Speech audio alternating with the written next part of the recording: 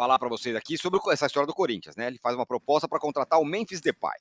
Gastou mais de 40 milhões em reforços até agora na janela de transferências, mas até agora também não conseguiu contratar um centroavante de peso, que é o desejo aí da diretoria. Agora a meta, o alvo é o Memphis Depay, holandês, 30 anos, já jogou na Eurocopa agora, já jogou no Manchester United, no Lyon, no Barcelona, mas está sem clube desde que saiu do Atlético de Madrid. O UOL aqui apurou que os representantes do Depay até acharam legal a proposta do Corinthians, mas que tem a concorrência e prioridade do jogador é seguir na Europa, né? Lembrando que o Corinthians nessa janela contratou o Hugo Souza e o Thales Magno por empréstimo, além do André Ramalho e o espanhol Héctor Hernández, que chegaram sem custos. Então essa é a janela do Corinthians e agora a ideia é o Depay, o Perrone. Depois de Drogba, Cavani, um monte de casos, agora é o Depay e tem esse rolo todo que o Corinthians está devendo, uma grana para todo mundo, está com uma dívida bilionária aí, gente batendo na porta. E agora vai trazer o Depay, é isso? Ou quer trazer? Quer trazer o Depay. Eu conversei ontem com uma fonte no clube justamente nesse sentido. Falei, pô, mas e aí, e a grana, né, para trazer o cara? Como é que isso vai pesar no orçamento do Corinthians? A resposta foi a seguinte, ó, a nossa proposta é contando com o dinheiro do patrocinador. O patrocinador do Corinthians, Esportes da Sorte, tem ali uma grana são 57 milhões para contratações ou para contratação. Então, o que ele me disse é o seguinte: a gente usa essa grana, vai ter que complementar, vai faltar dinheiro, isso tudo não cobre o gasto que a gente vai ter, mas o restante do gasto é um gasto ok, é um gasto que dá para a gente bancar sem susto, como se fosse um outro jogador ali, sem todo esse peso. Então, isso é o que eu ouvi dentro do Corinthians. Em relação às chances e tal, é engraçado, né? Porque eu perguntei para essa mesma pessoa, mas e aí? Tá otimista ou não tá? Eu sou cético, só acredito na hora que assinar. Mas você já imaginou o Garro tocando bola pro Depay? Então, assim, é mais ou menos como aquele cara que chega para a família e fala: olha, tive uma proposta aí para ganhar muito mais, mas não tem nada certo, acho difícil. Mas se der certo, a gente compra um carro novo, hein? Então, sabe, já fazendo planos. Então, o clima é mais ou menos esse, de tentar controlar a euforia e tal, mas ao mesmo tempo já imaginando como seria. Assim, de fato, né, tem esse problema de o Corinthians estar toda hora sendo cobrado e os caras usam isso na justiça, né? Muito advogado vai lá e coloca ali, fala, pô, mas o cara não me paga e olha o noticiário, estão fazendo contratações pesadas e tal, por isso cada vez mais eles avançam nas receitas futuras. E só, desculpa, eu acabei esquecendo de cumprimentar todo mundo, Mauro Casão, Tirone, bom dia, a galera que está com a gente também. Muito bem, bom dia também para todos. Vou passar a bola para o Mauro. Mauro, quase que eu não faço a pergunta para você, só quero que só falo bom dia, satisfação, para você falar sobre essa possível contratação agora do Corinthians com o Depay. Lembrando, está devendo aí para muita gente, todo mundo batendo na porta do Corinthians, escolhe o que vai pagar, o que não vai pagar. Que loucura, hein? Eu passo. Só digo o seguinte: o Depay está sendo oferecido para Deus e o mundo aí. Para Deus e o mundo. E nunca o empresário vai falar, é a porcaria a proposta de um clube. Ele vai sempre, não, simpático e tudo. Gente, eu me recuso a falar de fantasias e de agenda positiva que o dirigente tenta passar para iludir o torcedor. Centroavante de peso tem um de 5 milhões de euros, de dólares, né? Pedro Raul, não tem nenhum gol. Tem um outro que ninguém sabe quanto custou, Yuri Alberto, da outra gestão, né? Trocado por uma penca de jovens jogadores do próprio clube. E o Depay não é um goleador de 30 gols por temporada, não, tá?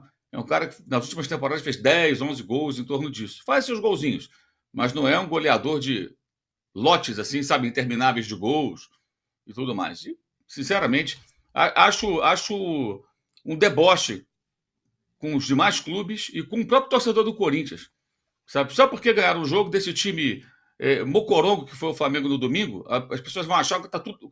Cara, continua na zona do rebaixamento. Continua devendo a Deus e o mundo, sendo cobrado por clube que paga e por clube que também não paga, né? No mercado. É uma situação até humilhante essa. Não dá, sinceramente. Até quando... Eu fico também questionando até quando nós vamos tratar esse tipo de coisa como se fosse algo que merecesse tratamento de um... Fosse o Palmeiras contratar o Depay, tudo bem, né? O Palmeiras pode. Mas o Corinthians, nessa situação, Por favor, né? Ó, a gente está com a enquete aí perguntando sobre exatamente essa ideia de contratar, essa notícia que surgiu aí que vai de contratar o Depay. Ô, Casão, antes de começar o programa, a gente estava conversando, né? Ah, quem é o Garro, quem é não sei o quê e tal, e a gente estava falando sobre os atacantes do Corinthians, o Pedro Raul, o Yuri Alberto, a turma toda, que ninguém ainda, Hector Hernandes. exatamente, acabou de chegar e tal, e essa é um alvo do Corinthians, seria um centroavante bonzão mesmo, tal, para chegar. Mas o que o Mauro falou tem sentido, né? O Corinthians está devendo mais de 1 bilhão Claro. e está falando em contratação, uma loucura, uma coisa, e ainda está lá enterrado na zona de rebaixamento. Bom dia, Perrone, Bom dia. Mauro, Tirone. O lance é o seguinte, vamos lá. Vamos supor que realmente o Corinthians vai lá e contrate o Depay. Vamos supor, tá? O valor do Depay, esse papo de sem custo não existe, gente. Você traz, o cara tá livre no mercado, você traz e paga 2 milhões por mês para ele, 30 milhões de luvas e tudo mais. Então, sem custo, não. E para um time que deve pra cacete, qualquer quantia é um custo alto. Porque tá sendo bloqueada a conta, clubes cobrando, enfim, a arena para pagar. O Corinthians está enterrado em dívidas. Mas vamos supor que traga o Depay. Ok. Aí é assinar embaixo que a administração do futebol do Corinthians é completamente incompetente. Completamente incompetente. Porque começou o ano com o Yuri Alberto. O Roberto estava mal, não fazia gol, precisa de centroavante. Foi lá e contratou o Pedro Raul. Né? Pedro Raul, nós estamos vendo como que é o Pedro Raul no Corinthians. Não faz gol, enfim. Não vou nem entrar em detalhes da condição técnica e de fundamentos do Pedro Raul. Aí, você continua precisando do centroavante. Você vai e contrata Hector Hernandes. Hector Hernandes, né? Que também veio do Chaves, que o time caiu ano passado. Ele não tem 30 partidas na Série A da Espanha, acho que nem 20. Um jogador que fez gols no ano passado, fez os gols dele, foi artilheiro do time, mas o time caiu. Então, os gols não foram tão de peso assim. O time caiu com ele sendo artilheiro do time. E aí, tudo bem, ele se machucou. Aí você vai atrás do Depay. Cara, é você assinar embaixo assim, ó, contratei todos os errados, tá? Vou tentar acertar agora. Não é isso? Porque se você quer um centroavante, vai de cara em alguém que você ache mesmo que pode resolver o problema. Que é um cara que faça gols, que esteja fazendo gols, ou que fez gols no ano passado. Você quer aumentar a sua dívida? Então vai e contrata o cara certo. Não, o Corinthians está aumentando a dívida e contratando o cara errado. Um cara errado atrás do outro, um cara errado atrás do outro. E os caras mais errados que eles contratam são os caras mais caros. Os caras que valem mais, que é um suposto goleador, né? Um suposto goleador. Por exemplo, o Igor Coronado, ele não é goleador, ele não é armador, ele não é criativo, ganha 2 milhões por mês, não jogou em nenhuma liga importante, não jogou em nenhum clube importante no mundo, e ganha esse salário aí. Aí chega o Depay, vai ganhar quanto, gente? Quanto vai ganhar o Depay? Que acabou de jogar a Eurocopa, que é da seleção da Holanda e tudo mais. Se o Coronado ganha 2 milhões, quanto o Corinthians vai pagar por mês pro Depay? Se a gente for colocar na justiça do negócio, se o Coronado ganha 2, o Depay tem que ganhar 5. Né? Vai ganhar 5. Porque o outro ganha 2, nunca jogou em seleção nem nada, ganha 2. Então o Corinthians fez tudo errado. Tudo errado. Ele levantou o valor da folha salarial dele, do Corinthians. A folha salarial do Corinthians, ela é gigantesca para um time que está na zona de rebaixamento. Já seria gigantesca para um time que se tivesse em 12º lugar. Então, cara, eu não acredito, porque eu já ouvi tantos. Dá para fazer uma seleção do mundo com todos os caras que as duas diretorias falaram, do Ilho e Augusto Melo, os jogadores que esses caras venderam para a torcida, dá para fazer uma seleção mundial. Né? E eu acho que é um desrespeito gigantesco para aquela torcida que lotou o estádio domingo, a torcida que foi 80% daquela vitória, né? Porque o combustível da garra, da luta, da não desistência, das divididas e tal, foi aquela energia daquela torcida que estava lá. E você fica vendendo, fica vendendo ilusão, né? Vende ilusão para a torcida. Eles são vendedores de ilusões, né? Para a torcida. Novamente, cara, por favor, né? Eu concordo com o Mauro aí. Quer dizer, eu concordo com o Mauro em tudo, né? Só falei em palavras diferentes. Mas num ponto eu vou ser igual a ele. Não dá para ficar discutindo fantasia, sabe? Não dá para ficar discutindo fantasia. Ficar discutindo que... Pai, tudo bem. Aí o Corinthians fala que quer... o Messi tá afim de voltar para América do Sul. Aí o Corinthians fala, vou fazer uma proposta pro Messi. Nós vamos acreditar nisso? A nossa enquete tá aqui, como eu falei, tá no ar. E a pergunta é sobre isso. Corinthians deve contratar o Depay? Sim, é o goleador que falta, 24%. Não, tem que pagar o que deve, 49%. E não vem, vai ser o novo Drogba, 27% por enquanto. O Corinthians até agora fez o seguinte, Vessone. Hugo Souza, 1,2 milhão, empréstimo do Flamengo. Alex Santana, 13,6 milhões. André Ramalho, sem custo, só o custo do salário. Charles, 9,7 milhões. Thales Magno, 8,2 milhões. Empréstimo do New York City. José Martínez, 11 milhões. E Héctor Hernandes também veio sem custo. Essa a janela do Corinthians até agora, essa janelinha do meio do ano, que é só uma janela de ajuste. Aí o Corinthians contratou essa turma toda, o Perrone. Pois é, continua gastando muito aquela história que a gente fala há muito tempo, né? O ideal qual seria? O óbvio, o que é?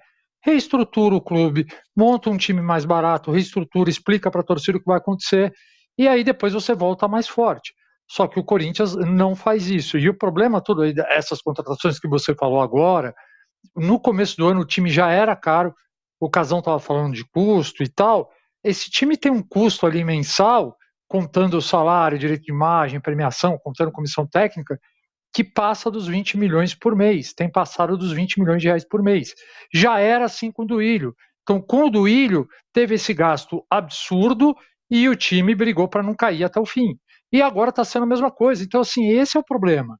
Você gasta muito, você já está endividado, você gasta demais e você não consegue montar um time forte. Esse gasto de 20 milhões, na minha opinião, você tem que estar brigando pelo título. Um pouco superior a 20 milhões. Então os caras no Corinthians entra a diretoria, sai diretoria, os caras não conseguem encarar a realidade, que a realidade é você ter um time mais modesto e ir pagando as suas dívidas numa velocidade maior. E outra coisa, essa diretoria quando chegou, falou muito em scout, porque a gente vai contratar, todo baseado ali nas estatísticas dos jogadores, para errar menos. E aí eu deixo no ar a pergunta, que estatística justificava a contratação do Pedro Raul, que vinha de 2 temporadas ruins? Que estatística justificava a contratação do Coronado ganhando um salário de jogador de seleção brasileira? Então, assim, fica incompreensível o caminho que o Corinthians continua trilhando. E aí, como eu tinha falado antes, Mauro, e agora pergunto para você comentar, em paralelo a essa coisa aí do Depay, tem cobrança batendo na porta do Corinthians. É o Flamengo, está cobrando pelo pagamento do Mateuzinho. Lembrando, né? O Mateuzinho foi para o Corinthians, era para ser para empréstimo, depois compra, não compra, comprou. Contratou o Corinthians, mas agora o Flamengo está lá, pumba, batendo na porta do Corinthians, reclamando que a grana não pingou. E também batendo na porta do Internacional sobre a contratação do Thiago Maia. Lembrando, né? O Internacional também fez um monte de contratação no começo do ano, já adiantando receitas lá da liga que ele está atrelado, e agora precisa pagar, e o Flamengo está lá cobrando. What a special moment. É no mínimo curioso. Today. A rotina, né? Isso aí, na verdade, é rotina. Né? Rotina do Corinthians ser cobrado. O Inter também com, imagino, dificuldades aí inerentes à sua situação e também as movimentações ousadas que fez no mercado no começo do ano. Agora, é curioso que para pagar o Hugo, né, para o Hugo poder jogar no domingo, teve dinheiro. Para pagar outros credores, o Mateuzinho não tem dinheiro. É o modus operandi, me parece, né? Eu preciso do goleiro domingo, então eu arrumo o dinheiro e pago. 500 mil reais, né? para o Hugo poder jogar no domingo passado. Ok, perfeito. Mas eu não pago o lateral direito, porque não tem nenhuma cláusula que obrigue, eu não pago outros credores que estão aí me cobrando. Enfim, essa é a rotina, essa é a realidade. O resto é fantasia. Deixa eu insistir com você num outro ponto, Mauro. O que fazer?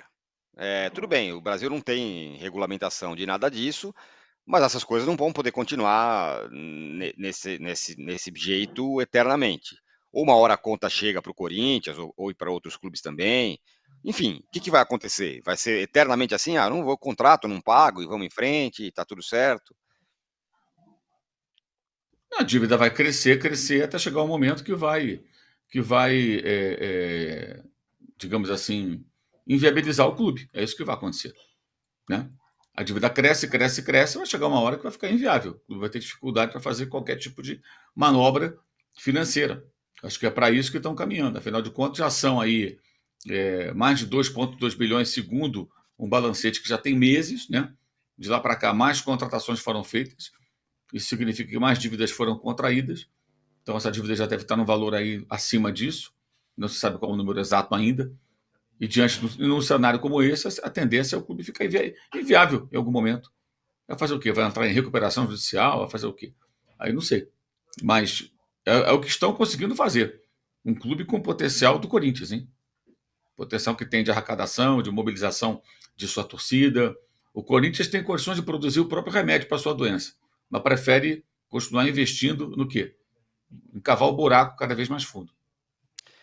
Lembrando, né, o Corinthians tem uma arrecadação gigantesca, né, de 1 bilhão, né, Perrone? Uma arrecadação bate ali na casa de 1 bilhão, né, previsão. Cerca de 1 bilhão, ou batendo e passando um pouquinho de 1 bilhão. Essa é a previsão. Só que o problema é que os gastos continuam altíssimos, eles não conseguem controlar isso.